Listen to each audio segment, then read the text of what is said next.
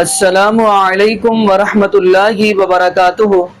اعوذ باللہ من الشیطان الرجیم، بسم اللہ الرحمن الرحیم۔ لقد رضی اللہ عن المؤمنین اذ یبایعونک تحت الشجرۃ فعلم ما فی قلوبہم۔ جی ناظرین، آج ہم جس حوالے سے گفتگو کرنے جا رہے ہیں وہ ہے نبی پاک صلی اللہ علیہ وآلہ وسلم کے دور دماد حضرت عثمان غنی رضی اللہ تعالی عنہ۔ تو نبی یہاں پہ یہ بھی بات کرتے چلے، کچھ لوگ تو یہ کہتے ہیں کہ نبی پاک صلی اللہ علیہ وآلہ وسلم کی تو بیٹی ہی ایک ہے۔ میں کہتا ہوں ان لوگوں نے رب العالمین کا قرآن نہیں پڑھا، قرآن پاک کی تلاوت نہیں کی،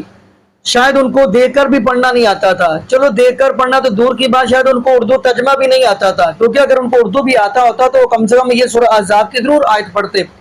یا ایھا النبی قل لازواجک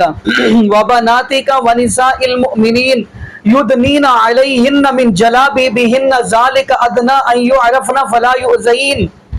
اس آیت کے اندر اللہ رب العالمین فرما رہے اے میرے محبوب علیہ السلام، آپ کہہ دیجئے اپنی ازواج مطہرات سے اور اپنی بیٹیوں سے، جمع کا صیغہ ہے، بنتن نہیں ہے، ایک بیٹی کی بات نہیں ہو رہی، وبناتی کا، جو کہتے ہیں نبی پاک صلی اللہ علیہ وآلہ وسلم کی ایک ہی بیٹی حضرت فاطمہ رضی اللہ تعالی عنہ، ان کو یہ اس آیت کا اردو بھی نہیں پڑھنا آتا، میرے خیال ان کو الف با تا سا بھی نہیں آتی، اگر آتی ہے تو کم سے کم وہ یہ پڑھتے آیت۔ فرمایا وبناتی کا، اور اپنی بیٹیوں سے کہہ دیں، ونساء المؤمنین، اور مومنوں کی عورتوں سے کہہ دیں، یدنین علیہن من جلابیبہن، جب بھی آپ گھر سے نکلے تو پردہ اوڑھ کر نکلا کریں۔ تو خیر ناظرین، آج ہم آپ کو ویڈیو دکھانے جا رہے ہیں علامہ جواد نقوی حفظہ اللہ تعالیٰ کی۔ انہوں نے بیان کی حضرت عثمان غنی رضی اللہ تعالی عنہ کی شہادت کے بارے میں گفتگو کی ہے کہ آخر وہ کون سے لوگ تھے جنہوں نے حضرت عثمان غنی رضی اللہ تعالی شہادت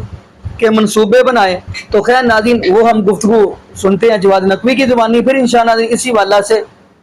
ہم بھی گفتگو کریں گے۔ تو آئیے ناظرین مل کے گفتگو یہ ان سب مورخین نے اہل سنت نے اپنی کتابوں میں لکھا ہے، اور وہ یہ کہ خلیفہ سوم نے بنو امیہ ان کے خاندان کے لوگ تھے، تو اپنے اقربا کو، اپنے قبیلے کے لوگوں کو حکومت کی تمام پوسٹیں تقسیم کر دیں، یہ انہوں نے لکھا ہے۔ یہ ان کی بنیادی مشکل تھی۔ بنو امیہ کو،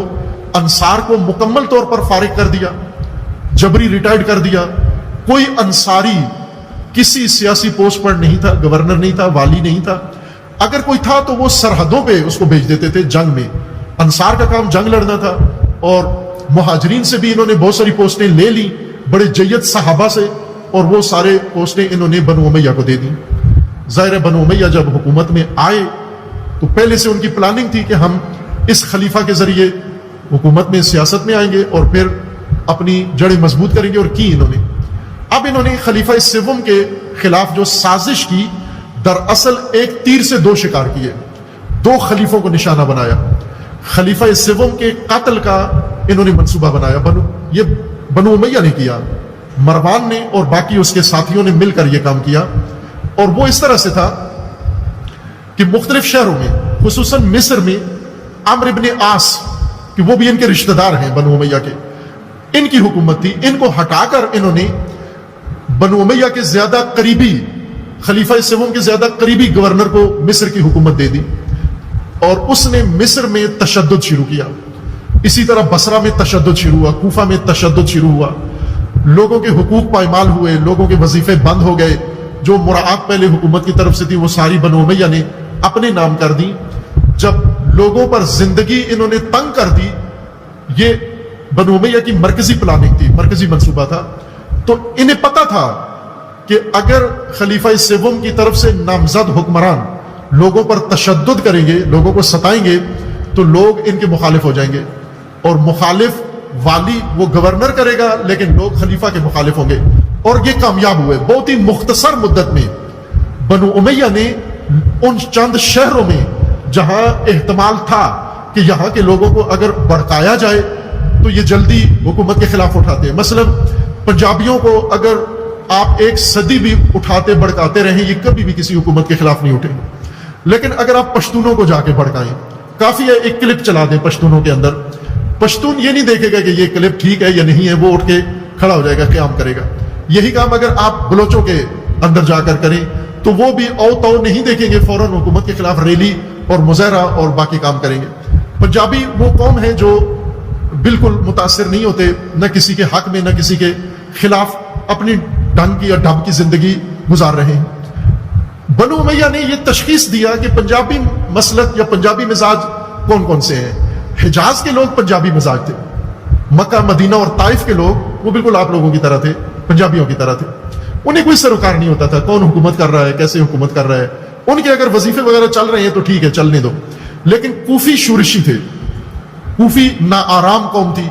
اور بصرہ والے نا آرام قوم تھے، اور مصر والے، یہ تین شہر تمام سلطنت میں مزاجی طور پر یہ الجھتے تھے۔ یہ لوگ یہ کہیں آپ جذباتی لوگ تھے، احساساتی لوگ تھے، اور جلدی مشتعل ہونے والے اور جلدی کسی پروپیگنڈے کی زد میں آنے والے لوگ تھے۔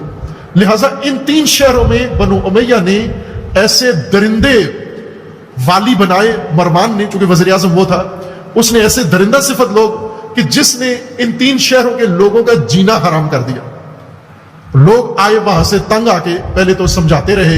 التماس کرتے رہے، روتے رہے، جس طرح یہاں دھرنے دیتے ہیں، کبھی ڈاکٹر باہر گلی میں بیٹھے ہوتے ہیں، کبھی نرسیں بیٹھی ہوتی ہیں، کبھی ٹیچر بیٹھے ہوتے ہیں، دھرنے دیتے ہیں،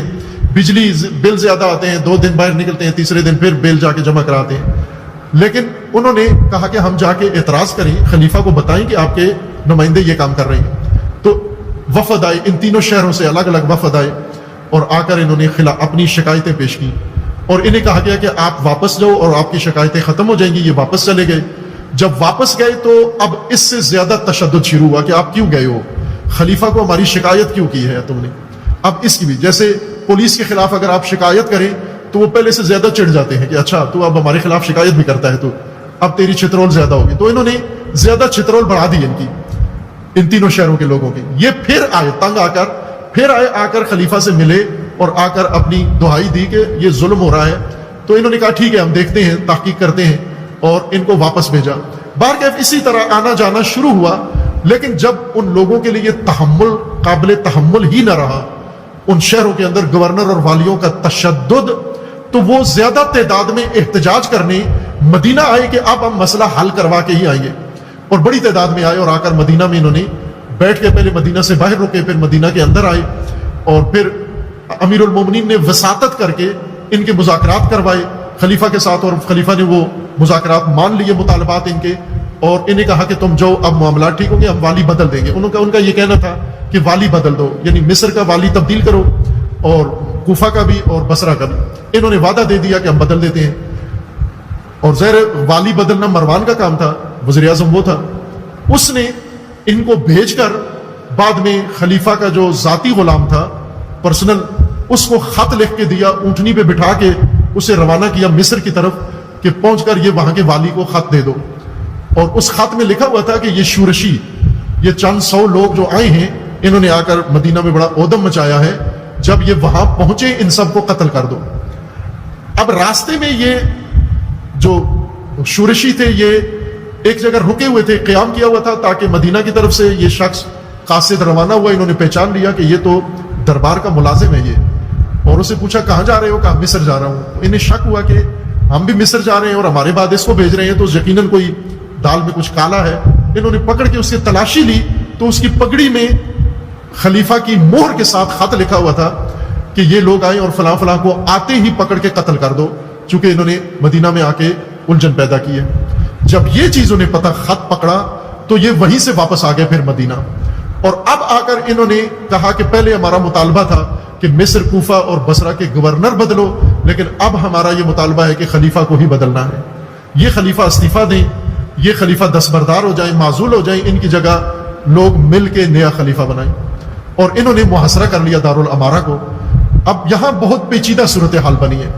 ظاہر مدینہ میں خلیفہ تھے اور صحابہ تھے، ابھی خلافت راشدہ کا دور ہے، ابھی امیر المومنین کی حکومت قائم نہیں ہوئی، ابھی رسول اللہ کی ہجرت کو 35 سال گزرے ہیں، اور رسول اللہ کی رحلت کو 25 سال گزرے ہیں۔ صحابہ کی پہلی نسل ساری مدینہ کے اندر ہے، انصار بھی مدینہ میں ہیں، مہاجرین بھی مدینہ میں ہیں، اور ان کی اولاد بھی اب جوان ہو کر 25 سالہ جوان ہیں، جو اس وقت جیسے عبداللہ ابن زبیر ہیں کہ یہ ہجرت کے دوسرے سال پیدا ہوئے، اور اب یہ 35 ہجری میں یہ 24-25 سال کا جوان ہے اور ان کے معاصر سارے جوان نفری مدینہ کے اندر ہے. خلیفہ کا محاصرہ ہو جاتا ہے اور اس محاصرے میں اہل مدینہ میں سے کوئی بھی خلیفہ کے حق میں ان شورشیوں کے مقابلے میں نہیں آتا. کئی صحابہ مکہ چلے گئے, ہم حج کرنے جا رہے ہیں, حالات مدینہ کے ٹھیک نہیں ہیں, کوئی بھی کھڑا نہیں ہوا اہل مدینہ میں سے. یہ لوگ آئے, انہوں نے آ کر اب اصرار شروع کیا کہ خلیفہ کو ہٹانا ہے. علی علیہ السلام نے پھر وساطت کی, پھر مذاکرات کروانے چاہے, لیکن اب خلیفہ کی طرف سے بھی شدت آ گئی کہ ان کا یہ مطالبہ قبول نہیں کیا جائے گا کہ خلیفہ استعفیٰ دے دے. باہر گئے, یہ کافی دن, مہینہ بھر وہاں انہوں نے پڑاؤ ڈالے رکھا اور روز بروز حالات کشیدہ سے کشیدہ تر ہوتے گئے اور آخر کار ان لوگوں نے حملہ کیا دارالامارہ پر اور خلیفہ کو قتل کر دیا اور باقی چند افراد کو, اور اس طرح یہ بحران اپنی انتہا کو جا پہنچا, بحران تکمیل ہو گیا. یہ سارا بحران بنو امیہ کا پلانٹڈ بحران تھا. انہوں نے ہی مختلف علاقوں میں اپنے گورنر سے تشدد کروا کے لوگوں کو شورش اور بغاوت پر اکسایا. جب انہیں پتا تھا, نقشہ تھا کہ یہ تشدد کریں گے, وہ مدینہ آئیں گے, پھر مدینہ میں ان کے ساتھ ایسا رویہ اختیار کریں کہ اور مشتعل ہوں, اور وہ اشتعال ان کو دلایا گیا. جب اشتعال اپنے عروج کو پہنچا اور انہوں نے آخری قدم خلیفہ کے قتل کا اٹھا لیا, تو یہی بنو امیہ چاہتے تھے کہ یہ خلیفہ قتل کروا کے اور اس کی ہمدردی ہم لے لیں, اس کی مظلومیت کا جھنڈا ہم اٹھا لیں اور اس کی حمایت کا جھنڈا ہم اٹھا لیں اور ہم فوراً حکومت قائم کر لیں. یہ کام پاکستان میں ہوا ہے. آپ نے دیکھا کہ بے نظیر قتل ہوئی, شہید ہوئی, تو ان کے بعد انہی کی پارٹی کی حکومت بنی, اور اسی لیے شک جاتا تھا ان کا کہ ان کی پارٹی نے ہی شاید یہ کام کروایا ہے, چونکہ فائدہ قتل کا مخالفین کو نہیں ہوا, فائدہ ان کے قتل کا اسٹیبلشمنٹ کو نہیں ہوا, ان کی پارٹی کو ہوا, تو ذہن ادھر جاتا تھا. بنو امیہ نے یہ سوچا ہوا تھا کہ خلیفہ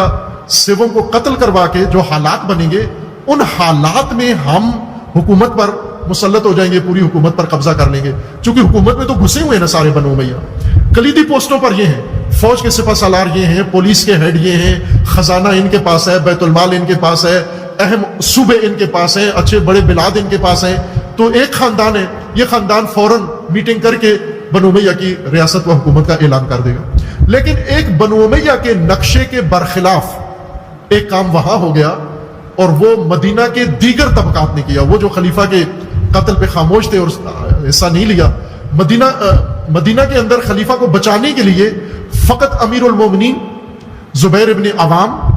طلحہ ابن عبید اللہ, البتہ ان کے بارے میں کہا جاتا ہے کہ یہ دونوں طرف تھے, طلحہ صاحب دونوں طرف تھے, لیکن زبیر امیر المومنین کے ساتھ تھے, اور انہوں نے خلیفہ بچانے کی پوری کوشش کی. اور عبداللہ ابن زبیر یہ بھی خلیفہ کو محفوظ رکھنے کے لیے آخری حد تک گئے, یہ شخصیات. اور پھر نہیں ہو سکا, چونکہ اب خلیفہ میں بھی سختی آ گئی تھی اور کوئی نرمی دکھانے کے لیے نہیں تھا تیار, اور امیر المومنین ابھی کوئی چارہ جوئی کرنا ہی چاہتے تھے کہ یہ حملہ ہو گیا. اب اس سے پہلے کہ بنو امیہ میٹنگ کرتے, اپنی ساری سلطنتوں کے رؤساء کو بلا کے اور اپنی خلافت کا اعلان کرتے, جن کو انہوں نے تیار کیا ہوا تھا, جس شخص کو زیر امیر شام کو ہی تیار کیا ہوا تھا انہوں نے کہ اس کی خلافت کا اعلان کریں گے, باقی لوگوں نے ان کے توقع کے خلاف امیر المومنین کے ہاتھ پر بیعت کر لی. اب ایک نئے بحران کا بنو امیہ شکار ہو گئے کہ ایک خلیفہ جو بالکل ہی ان کی توقع کے خلاف, جس کو وہ سرے سے برداشت ہی نہیں کر سکتے, تحمل نہیں کر سکتے, وہ آ گیا ہے حکومت میں. اس کا کیا علاج کریں؟ اس کا علاج انہوں نے کہا کہ خلیفہ سوم کے قتل کا الزام ان پر ڈال دیتے ہیں کہ قاتل ان کے ساتھ ہیں اور یہ قاتل ہمارے حوالے کریں, یہ قصاص کریں. تو یہ خلیفہ کے حامی بن بیٹھے اور امیر المومنین کو مورد الزام ٹھہرا کر انہوں نے بغاوت شروع کر دی. اور وہ لوگ جنہوں نے امیر المومنین کی بیعت کی تھی, وہ بھی امیر المومنین کی بیعت توڑ کر وہ بھی خلیفہ کے خون کے خواہاں بن گئے. خلیفہ کے قتل کے بعد انہوں نے بیعت کی تھی. اگر امیر المومنین کو مورد الزام ٹھہرانا تھا تو امیر المومنین کی اتنی جلدی میں مدد کیوں کی ہے, بیعت کیوں کی ہے؟ امیر المومنین نہیں چاہتے تھے خلیفہ بننا, لیکن انہوں نے کر لی زبردستی بیعت, اور پھر اس کے بعد بیعت توڑ دی. چونکہ اس کے پیچھے کچھ اور محرکات تھے, وہ کڑیاں آپس میں مل رہی تھی, لہٰذا انہوں نے پہلی بغاوت کی, جنگ جمل کی, پھر اس کے بعد صفین کی, پھر نہروان کی, اور اس طرح امیر المومنین کی حکومت کو انہوں نے فتنوں کا شکار کر دیا. یعنی ایک تیر سے دو خلیفہ انہوں نے راستے سے ہٹائے, ایک خلیفہ سوم قتل کر کے اور دوسرا خلیفہ چہارم کو شورشوں اور بغاوتوں میں الجھا کے ریاست کو کمزور کر کے، مرکزی اقتدار کو کمزور کر کے آخرکار خلیفہ بھی چاروں بھی قتل ہو گئے، اور ان کے بعد انہوں نے آسانی سے امام حسن کے زمانے میں جو گراؤنڈ بنایا ہوا تھا حکومت تک پہنچ گئے۔ یعنی ان کو بہت کم عرصہ لگا، چند سال لگے بنو امیہ کو پلاننگ سے لے کے آپ نے یہ ویڈیو اقتدار میں آنے فرمائی۔ کے لیے۔ پہلے تو ناظرین آپ کو میں حدیث سناتا چلوں، یہ صحیح البخاری کے اندر حدیث ہے، نبی پاک صلی اللہ علیہ وآلہ وسلم پہاڑ پر کھڑے ہیں، ساتھ نبی پاک صلی اللہ علیہ وسلم کا یار غار حضرت ابو بکر صدیق رضی اللہ تعالیٰ عنہ بھی ساتھ ہیں، اور حضرت عمر بن خطاب رضی اللہ تعالی عنہ اور پیارے عثمان غنی رضی اللہ تعالی عنہ بھی ساتھ ہیں۔ وہ پہاڑ حرکت کرنے لگا تو نبی پاک صلی اللہ علیہ وسلم فرمانے لگے اسبت یا احد، ٹھہر جا، آپ کو نہیں پتا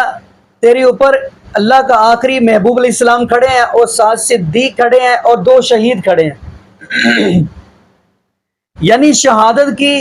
خوشخبری، شہادت کی گواہی آمینہ کے لال جناب محمد رسول اللہ صلی اللہ علیہ وآلہ وسلم نے بتلا دی تھی۔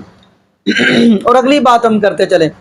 نبی پاک صلی اللہ علیہ وآلہ وسلم کا وہ صحابی، وہ دور دماد عثمان غنی رضی اللہ تعالی عنہ ہے جن سے آسمان کے فرشتے بھی حیا کرتے تھے۔